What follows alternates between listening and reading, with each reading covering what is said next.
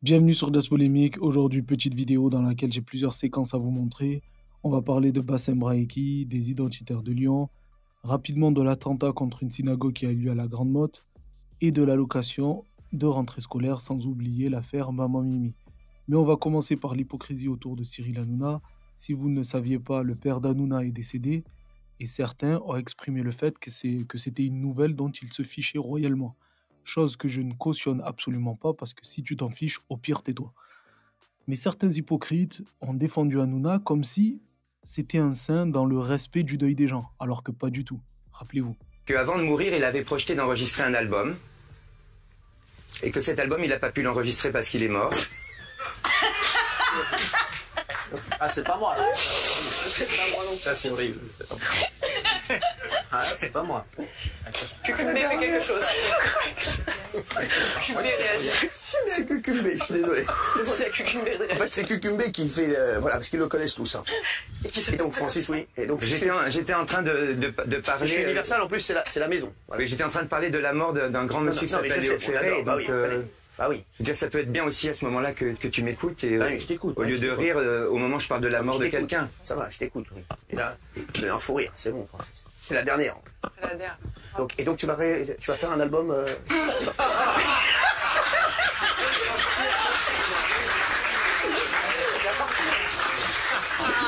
Bref, passons à Bassem Braïki, qui est peut-être l'influenceur le plus nocif et le plus dangereux de ces 10 dernières années. Remarquez bien qu'il a 3 piliers principaux. Le premier, c'est diviser les Français issus de l'immigration entre eux. Le deuxième, c'est épouser toutes les thèses de l'extrême droite. Et le troisième, c'est servir les intérêts sionistes. Et justement, pour parler de l'incendie criminel apparemment contre une synagogue qui a eu lieu à la Grande Motte hier, il ne déroge pas à cette règle. Écoutez. Je n'ai vu aucun Gazaoui, quand il tirait des pierres, se défendre, prendre le drapeau et le mettre autour de la taille, avec 2 bouteilles de cristalline remplies d'essence et un kéfier. Il n'y a qu'en France où tu peux voir des trucs comme ça. Parce que ce clochard-là, qui a fait cet attentat dans un lieu de culte, peu importe le lieu de culte que ça soit, ces gens-là ne croient pas en Dieu. Ces gens-là sont des lâches. Ces gens-là, demain, tu les mets dans un avion avec un billet en première classe en leur disant « Va te battre à Gaza sur la tête de ma mère », il restera en France, il ira au resto du cœur manger des chocos. On les connaît, tous ces gens-là. C'est juste ces personnes-là qui ont été poussées par un certain parti politique dont je dirais pas le nom, qui surfent dessus depuis longtemps, et qui justement rentrent dans le cerveau à ces gens qui n'ont pas de cerveau, ils ont le droit de se venger comme ça. Oui, mais ils ont jamais dit ça. Mais à force de tartiner pour un oui, pour un non, et monter la haine à des inconscients, et à des gens qui n'ont pas cette capacité à réfléchir, voilà où on en est, mesdames et messieurs.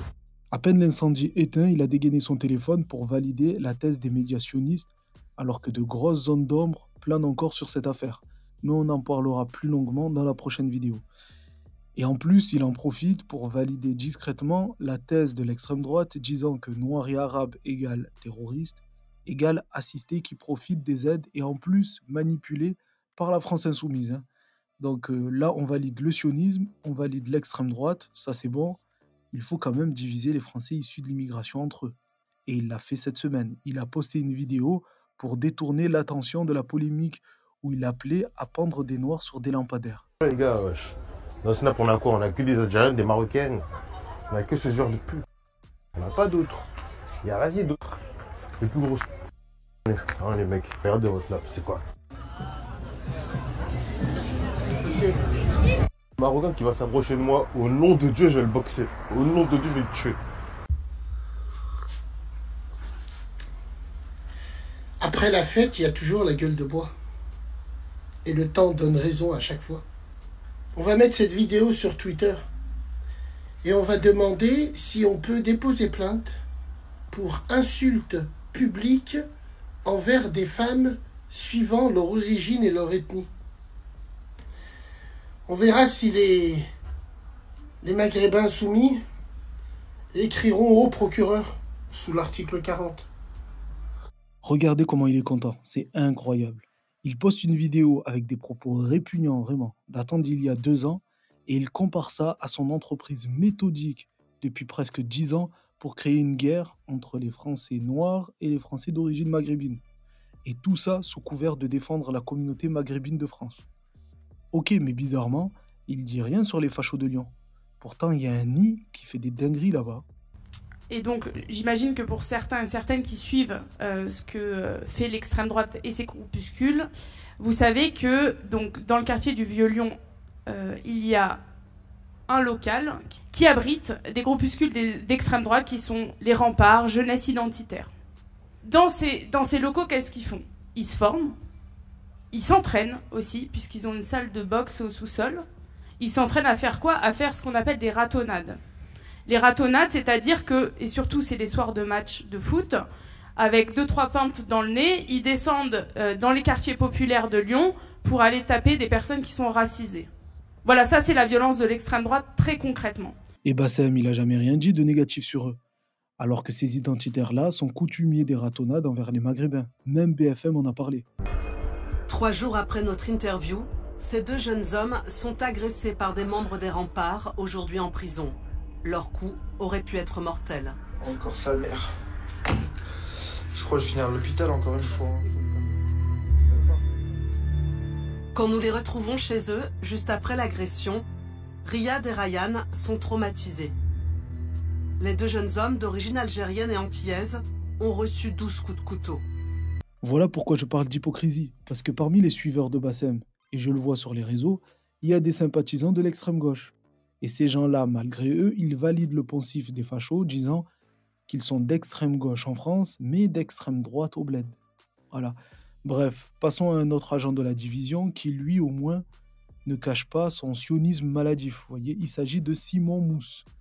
J'en ai déjà parlé sur la chaîne, mais on va rappeler quel genre de sioniste il est quand même. Parce que si vous voulez vraiment boycotter Israël, vous allez boycotter les processeurs Intel, vous allez jeter à la poubelle la moitié de vos médicaments parce qu'ils sont produits par le groupe pharmaceutique Teva, vous allez jeter vos ordinateurs, vos iPhones. Et dans la voiture, il faudra éteindre Waze. Il faudra éteindre Waze, il faudra jeter vos téléphones. Et en fait, finalement, c'est le plus grand service que vous rendez au peuple juif et à l'État d'Israël. Parce que vous allez vivre moins longtemps, moins bien et en moins bonne santé. Malheureusement, nous, on n'a pas le luxe de boycotter les produits du Hamas et des groupes terroristes palestiniens parce que depuis 100 ans, qu'est-ce qu'a produit l'idéologie, le militantisme anti-israélien, sinon le chaos, le terrorisme et la haine des juifs? Qu'est-ce qu'on peut boycotter? C'est quoi l'invention de l'autre camp? Quel progrès vous avez apporté à l'humanité? Un pur complexe de supériorité. Il dit quand même que si on boycotte Israël, on sera en moins bonne santé et on vivra moins longtemps. Et il a dit ça aussi. Est-ce que vous condamnez le gouvernement israélien qui fait bombarder et qui bombarde des maisons dans lesquelles il y a des civils palestiniens? Est-ce que oui ou non vous condamnez ou est-ce que vous tournez autour du pot? Je tourne pas autour du pot, je le soutiens et j'en suis très fier. Voilà, ben la discussion est close. Ah bon? Maintenant que vous situez à peu près le personnage, regardez comment il s'attaque aux médias AJ+. Et ensuite on verra pourquoi il s'attaque à ce média. Le plus inquiétant, c'est qu'AJ+ cible des Français en jeune âge, c'est-à-dire à une période de la vie qui façonne notre regard moral et politique sur notre société et sur le monde. Les interrogations sont donc nombreuses. Pourquoi la France, qui est un pays souverain, accepte-t-elle qu'une dictature étrangère retourne ses propres enfants contre elle? Pourquoi les autorités françaises, qui se montrent souvent sévères à l'égard de médias français comme CNews, font-elles la part belle à la propagande médiatique du Qatar? Quelle cohérence y a-t-il à combattre le séparatisme islamique quand on expose notre jeunesse à la libre prédation idéologique des frères musulmans? Dans le passé, la France a déjà interdit la diffusion d'organes au service de pouvoirs étrangers, comme les médias russes Sputnik et RT France. Il est temps d'en faire de même pour Al Jazeera et pour AJ+. On dirait que les gens n'ont pas accès au réel. Tout ce qu'il décrit, c'est ce que font de manière encore plus vulgaire et mensongère les médias mainstream au profit d'Israël. Ce qui gêne en fait dans AJ+, c'est qu'ils mettent en lumière des sujets sensibles qui sont volontairement occultés par les médias traditionnels, comme celui-ci par exemple. Israël vole des organes sur les corps des personnes qu'il a tuées, selon des médecins sur place. Débunk. Israël vole des organes de Palestiniens. Ces allégations peuvent choquer, mais elles ne sont en fait pas nouvelles. Écoutons ce que disait cette chercheuse israélienne en 2014.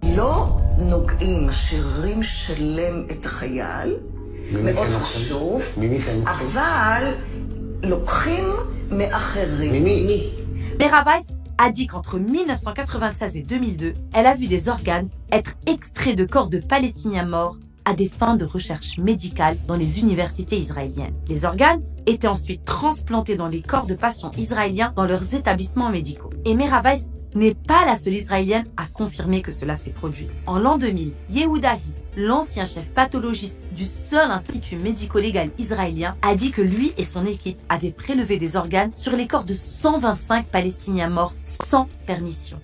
C'est extrêmement grave. Et pourtant, est-ce que vous en avez entendu parler sur les chaînes d'infos en continu ou bien dans un reportage? Voilà, donc le but de Simon Mous, c'est d'invisibiliser la cruauté ou plutôt la réalité de l'horreur qui se passe en Palestine. Mais c'est trop tard en fait. Avec les réseaux sociaux, notamment, et malgré certaines censures comme celle d'Elon Musk, l'information circule. Même s'il faut avouer que la boucle médiatique créée pour manipuler l'opinion est encore efficace. Surtout chez les vieux, notamment. Le récit de l'irrésistible ascension du Rassemblement national, il est raconté par une élite médiatique. Et vous avez toutes les thématiques identitaires qui sont validées de plus en plus par un système médiatique, qui est largement d'ailleurs aux mains d'une certaine frange de l'extrême droite, mais qui aussi va valider les thèmes. Et vous avez cette fameuse boucle médiatico-sondagière qui fait que vous expliquez aux gens à longueur de journée qu'il y a eu des violences, donc les gens sont convaincus qu'il y a une augmentation des violences. Après, quand vous demandez aux Français, est-ce que vous avez peur des violences qui augmentent? Ils disent qu'ils ont peur des violences qui augmentent. On explique que les Français ont de plus en plus peur des violences qui augmentent de plus en plus. Or, il n'y a rien dans les travaux de la sociologie qui montre que les violences augmentent en France. Mais vous avez créé ça dans une boucle médiatico-sondagière où les sondages vous servent à valider vos présupposés médiatiques. Et un des meilleurs exemples de cette boucle médiatique qui colle à l'actualité, c'est l'allocation de rentrée scolaire. Alors depuis au moins 7-8 ans, à chaque rentrée, on martèle que l'allocation servirait à acheter des écrans plats. Et à force de le marteler chaque année, c'est devenu presque une réalité chez certains. Au point où une professeure peut tenir un discours comme celui-ci là, sans risquer de prendre une sanction. Je crois que le canton de Genève donne une petite allocation, mais c'est pas une allocation, c'est un bon. C'est-à-dire que vous ne pouvez le dépenser que dans des librairies, des papeteries, etc. Alors que là, c'est un virement. Ah bah là, c'est un virement, donc les gens peuvent aller acheter ce qu'ils veulent avec ça, finalement. Alors, moi, je trouve ça normal, finalement, ces gens à qui on reproche d'acheter des écrans plats avec la rentrée scolaire. Oui, mais moi, je serais comme eux, je ferais pareil. Parce que finalement, c'est mon argent. Vous avez payé vos impôts, vos charges, etc. On vous rend de l'argent. C'est une façon de voir les choses. Finalement, ils vont acheter des écrans plats qu'ils n'ont pas pu acheter avec le salaire qu'on leur a pas donné. Évidemment, on peut se dire avec cet argent, on peut aussi payer des cours de piano, offrir une paire de baskets pour les cours de sport, etc. C'est pas tellement ça la question. Pour moi, c'est plutôt quelle valeur ont ces fournitures quand elles sont offertes par l'État. Est-ce que c'est pas déjà une manière de rendre les petits Français, les élèves français, dépendants d'une manne de l'État, en faire dès le départ des bons petits fonctionnaires qui attendent leur argent de l'État, quoi. La bourgeoisie dans toute sa splendeur, vraiment. On a l'impression que la place des familles les plus modestes est enviable. Mais dans ce cas-là, prenez leur place, si c'est vrai. Parce qu'il faut leur rappeler que cette allocation, elle est versée aux familles les plus modestes. Ils sont vraiment déconnectés de la réalité. Tout ce qu'ils voient, c'est qu'on accorde de l'argent aux plus fragiles, et c'est insupportable pour un bourgeois. Alors que oui, il y a encore des familles qui galèrent à payer les fournitures scolaires, ça existe. Trousse, stylos, crayons et cartables, les locaux du Secours populaire du Bas-Rhin se sont transformés en petits supermarchés. Chaque famille est accueillie et accompagnée par les bénévoles. Liste scolaire en main, les fournitures sont échangées contre une faible participation allant de 2 à 5 euros selon les familles. Bizère et sa fille ont pu bénéficier de l'équivalent de 200 euros de fournitures scolaires. Ça nous aide vraiment beaucoup parce que la liste est vraiment grande et les moyens sont petits. Aujourd'hui, on est venu pas seulement pour Emma, mais pour sa sœur aussi. Et voilà, on a trouvé pour elle presque tout, les matériels scolaires, parce qu'elle est à l'école primaire. Après, pour les collégiens, c'est un peu plus compliqué parce qu'ils ont plus de matériel et voilà. Ce que j'aime bien. Si on ne met pas l'argent pour que l'avenir de la nation aille à l'école dans de bonnes conditions, on le met où?